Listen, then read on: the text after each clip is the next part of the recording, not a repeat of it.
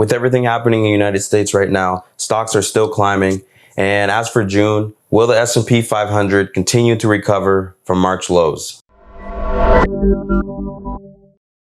How's it going? It's John here, bringing you another S&P 500 update. In this video, we'll be looking at what to expect for June and also something that could possibly make the S&P 500 hit a new high this year.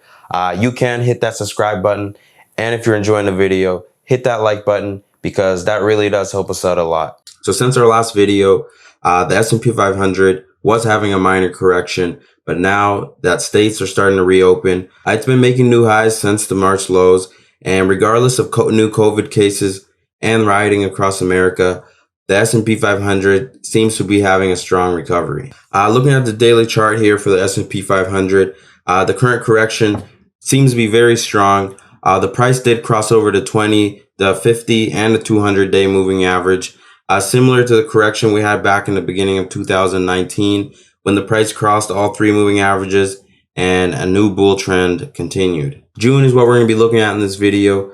What we can possibly expect. Will it drop down before it tested the next resistance level or continue its way up and close June with a positive return? So the first level of support to keep an eye on is 3,020, which was roughly what June opened at, and right now is ranging around the 200 moving average. And the next level for support after that would be 2,970, which was the high at the end of April and also the high tested in May. As for the upside resistance, we do need to keep an eye on 3,110 and 3,200. 3,110 being the low from December that right now, currently at the time of recording, is the range that we're trading at. And also 3,200 is roughly right around the yearly open. So some of you may know, but in America right now, there has been a big conflict regarding the death of George Floyd while he was in police custody. This caused protests and rioting across America, with the National Guard and even the U.S. military being called in. But how much has this really impacted the stock market? So CNBC reported that stocks can continue to go higher regardless of everything that's going on, possibly because of the stimulus that's been injected into the market that are keeping stocks afloat. But as far as stocks, they have not reacted to the protests. There has been a lot of looting on city streets and buildings being destroyed, but the stock market, as of right now, it kind of seemed blind to it. It could be because investors are looking at 6 months to 1 year from now and where the market can be after everything gets settled. And they could be thinking where the market would be at if COVID never happened, where it was on pace to go to. So the past 50 days have been recorded as the greatest 50-day rally for the S&P 500 in history. With a return of 37.7%, this could be an indication that more gains are ahead. According to a research from LPL Financial, the previous 50-day rallies, stocks were up 100% of the time 12 months later. And the average 6-month return was 10.2%, and the average 12-month return from a 50-day rally was 17.3%. As it stands right now, the second half of the year is looking optimistic for the S&P 500 and stocks. There was a lot of bailout stimulus to keep the market from crashing when there was a lot of COVID fear. But now it seems that investors are looking ahead. Trump went to Twitter today and he said, "I feel more and more confident that our economy is in the early stages of coming back very strong. Not everyone agrees with me, but I have little doubt. I'll watch for September, October, November. Next year will be one of the best ever, and look at the stock market now." Let me know in the comments what you think about this and if this is a top signal for the current recovery. Let's look a little bit more at some of the price action. And by the way, our Amazon position is still open. 20x long open on May 12th, up about 100% right now, 1.1 Bitcoin. Let's look at the daily chart on the S&P 500 first. On the daily chart, it is looking like a very strong recovery, almost similar to the previous one we've had.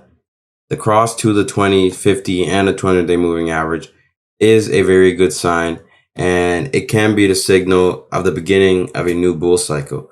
We're not out of the woods yet, though.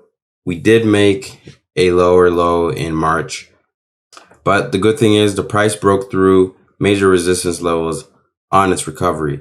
If we do make a lower high, then we can expect to trade within range for the next few months the S&P 500 would need to pass the major resistance level at around 3,200, which was the yearly open, in order to give a positive return for the year. And if that were to happen, then we can expect new highs for 2020. Looking at the RSI, we are back at February levels, which was the levels we were at before that big drop we had. It seems that we are due for a correction in this current rally in June, but we will need to see how the price holds off first. Or maybe this month we will continue our way to the yearly open resistance, bring the RSI over 70, and then a correction in July or in August. If we do have a bullish June, what I can see happening is a healthy correction down to about this 200-day moving average support level, and let this RSI come down a bit. Then we could potentially bounce this next major resistance level that was the yearly open. But let's say we end up having a bearish June. What I can see happening is the price continues its way upwards, no correction, right to this major resistance. That would then bring the RSI well over 70, probably even close to 80, showing that the market is then overbought. In that scenario, a correction could even bring us all the way down here to April and May highs, which is a support level right now, below the 200-day moving average. And as of right now, buy the dip is the best approach, since we are trading above all these moving averages and we have pretty strong support levels. On the 4-hour chart going into next week, I do see us continuing the trend upwards, but also we do need a healthy correction down to this red line, which is the 50 moving average. This level here is where to watch for next week, which is right around 3,050. Anything below that could give us some ranging price action and not a clear indication on which direction the trend is going next week. So that's it for this video on the S&P 500. Be sure to like and subscribe. We do have more videos just like this on our YouTube channel. For more trading videos just like this, please subscribe to our channel.